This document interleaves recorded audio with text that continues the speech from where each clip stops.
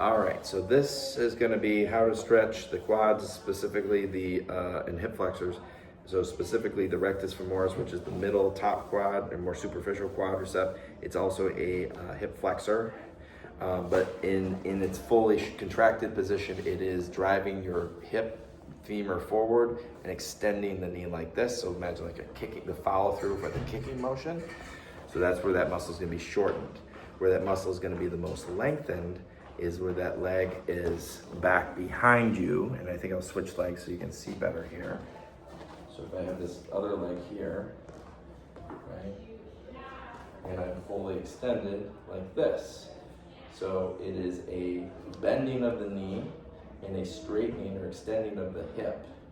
So I'm in this kind of like dragon's tail pose here. Now this is, if you can't do something like this, I mean this is one way you could do it, perhaps with your leg up on a step would be an option, but you want to make sure you have a sturdy chair something to hold on to, and kind of doing this like knee dip idea. I also have another video where you do this where you're on a wall with your leg back behind. Can't really see it there, but kind of doing like a little bit of a dip that way.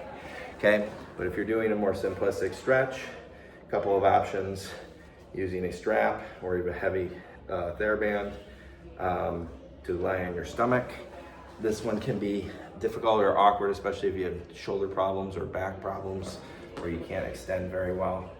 But I'm gonna lie on my stomach here, and basically I'm gonna have to loop this around my foot. Oh, I got it, first try. All right, kind of had it. All right, so I got it looped around my foot. So basically, it's easier to get it like on your side like this and then roll over. You just have to make sure you don't lose your strap. Now this strap actually is gonna be too short. So what I'm gonna do, this one has whole loops in it. So you're welcome to get like a stretching strap or a dog leash.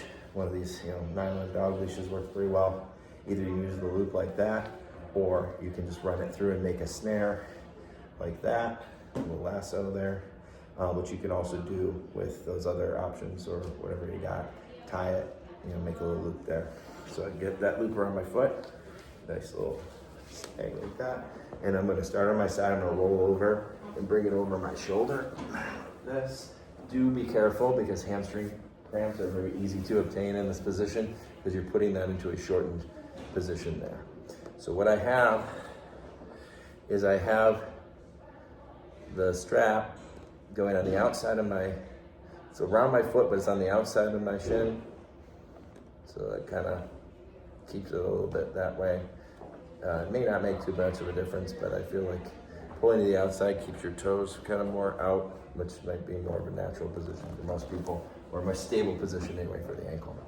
So anyway, so what I'm doing here is I'm trying to use more my hands, my arms, and not my hamstring, because I do not want to get a cramp here.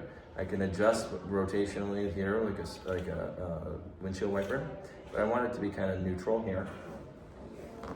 Now I can relax fully down like this and just kind of crank that up. But again, I want to make sure I'm getting a good hip extension, and I don't want to put too much on my back. So I'm going to go into like forearms here. I'm going to try to lift and drive like that, kind of scoop and lift with my upper body like a plank, because I do not want to overarch my back here, but I do want a good hamstring or rectus stretch there.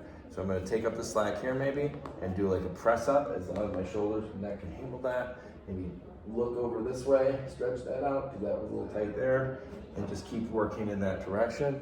I can push against it and do like a tug of war over my shoulder, with my shoulder being like a pulley, right? So I'm keeping tension, pushing out a little bit to, again, make sure I'm not getting too much in my hamstring. And as I get closer, I can definitely now start to feel that stretch. I can try to lift the heel up, but I'm pretty certain it's not going to go. At least it isn't for me right now.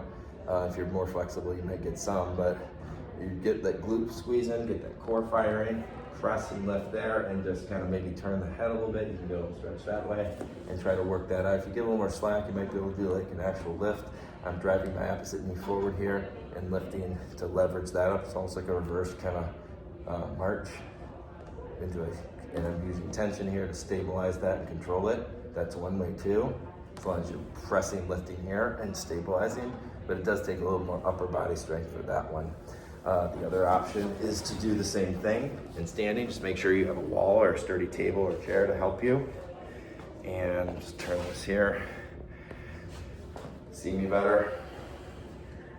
So again, maybe on the outside here it's a little easier. And then, again, wall, sturdy chair, don't do it out in the open like I'm doing, right? Do not try this at home, right? But again, it's kind of this like mule kick, stabilize here, or forearms. That's a good way to do it. Kind of make a little pendulum. That's actually a pretty great way to do it. So that's a good option as well. Just again, chair, table, wall. Wall's a good choice because it's not going to move, or a sturdy countertop or something along those lines. But that should give you plenty of options to kind of work out tightness in that area, which is very common. Oh, and the last thing for that is do make sure, especially when you're unsupported, that you're squeezing those inner thighs in, because a traditional runner stretch like this, one of the biggest mistakes that people make is their knee is out like this. You want to squeeze it in and pull in that core, lift that belt buckle, tuck, ooh, hot run through here, so that you're not, don't lean forward too much, tuck and lift here. Again, use something to stabilize yourself with, and squeeze those thighs in towards each other, not let it go out, and get a good stretch that way.